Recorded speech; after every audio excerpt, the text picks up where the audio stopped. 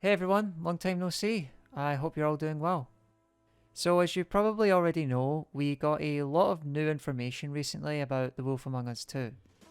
I've had a few people ask about my thoughts on it, so I may as well make a video and discuss it. But before we get into the more recent news, I want to give you a quick history lesson and take you back to 2017. Wolf 2 was originally announced in the summer of 2017 and was scheduled to be released in 2018. Telltale almost scrapped the project entirely after the second round of layoffs, and it had to be delayed until 2019. That didn't happen for obvious reasons. You might remember these screenshots that showcase Bigby, apparently originating from some guy who posted them on Reddit. These images were clearly created using Telltale's modern engine. The lighting gives it away. Not to mention the unique textures and models that cannot be found anywhere online. These are not shared assets, they were unique to a project. Telltale claimed this was fan art. But if this is fan art, then someone really went the extra mile. The source of these screenshots came from two places. The gallery of a company called Fun Labs, who had worked with Telltale on the Walking Dead collection in 2017, and also me. It was actually me who leaked these screenshots and caused a bunch of chaos for Telltale and Fun Labs. Sorry about that. I discovered them during a conversation I was having on a Telltale fan Discord while talking about the Walking Dead collection. It was brought up that Telltale outsourced the work and that it wasn't done in-house. I was surprised by that and decided to look up the company's name on Google. And well, there they were. I made a forum thread and literally less than 20 minutes later did someone post it all over Reddit. Of course, I was never credited. Great journalism there, folks. Well anyway, Telltale later dismissed the images as fan art and not being their game. But I just can't buy that. I think these screenshots came from some kind of internal vertical slice or pitch. I don't actually think they intended Bigby to look like whatever the hell this is, but to show the suits what the game would be like in a more modern graphical incarnation.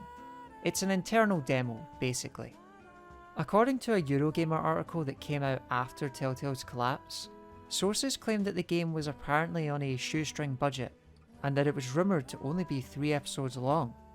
Another source working with the narrative team claimed that the project overview and the first episode script were complete. Whatever this old version of Wolf 2 was supposed to look like or be about, we still don't know and probably, like many Telltale mysteries, never will. Of course, as you all know, Telltale's rights and the name were brought back, and the game was teased at the Game Awards in 2019, with AdHoc Games, the core developers of the first game, set to work on it. There's been a bit of uneasy tension surrounding Telltale's revival. On the one hand, I can understand the former developers who were originally working on the project being upset that the thing they were doing is now being done by other people. I guess it's a bit like watching someone else take care of your baby. But the hard truth is, AdHoc are the biological parents. Wolf 1 was as good as it was because of the core talent at AdHoc. Their frustration is understandable.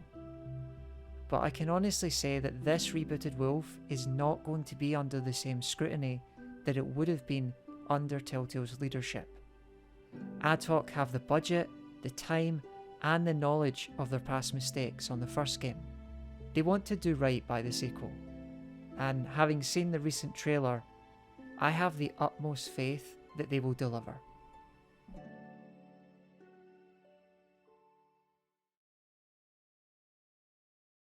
With the history out of the way, let's talk about the new info we've received. So, to start with, I think the trailer is fantastic. The atmosphere and the tone are perfect. It just looks like an improved version of the original, much in the same way that Season 2 of The Walking Dead improved on the comic book style of The Walking Dead Season 1. The effects especially really stand out and they look incredibly stylistic and fitting. From the smoke, to the rain, to the iron punch on the Tin Man. Copper punch. It's just as I imagined it in my mind. That's the best you can ask for. The game also looks like it has that Unreal Engine smoothness that the Telltale tool just could never accomplish, no matter how hard it tried. As far as the story goes, I don't have too much to really add. The woman on the couch is supposedly Dorothy, who in the Fables universe is an assassin and is a rival of Cinderella, which could mean a return and redemption for Cinderella's exclusion in the previous game. One thing that did strike me as a bit odd though is that I can't see Bigby voluntarily going to anger management classes. I have to imagine that was something Snow pressured him into, perhaps as a way to prove to the community that his anger can be contained, or at the very least that he's working on it. I do find it a bit interesting though that he's visiting what looks like a Monday anger management class. If you've seen my Clorinda video, you might remember she was the designated Fables therapist. I don't think Bigby is going to be all that truthful when talking to Mondays, so I'm a bit surprised the idea of a Fables psychologist hasn't returned. Speaking of returning, we can also expect to see some of the cast from Season 1 make a reappearance in this game. It seems like both Buffkin and Flycatcher will be coming back. I personally would like to see Mr. Toad and Colin return. One small thing that I noticed was that the image for Bigby standing in the alleyway on the Telltale website is titled Jack's EXT Pool. Could this be in reference to the same Jack from Season 1? Seems unlikely, but I thought it was worth mentioning anyway. In the BTS video with Jeff Keighley, Nick Herman pretty much tells us that this story is going to be what Wolf 1 originally was. An investigation into the Fable world by the Monday police. However, it seems like we won't be seeing Detective Brannigan return. Instead, we'll be getting a similar character to Brannigan, with a similarly thematic goal.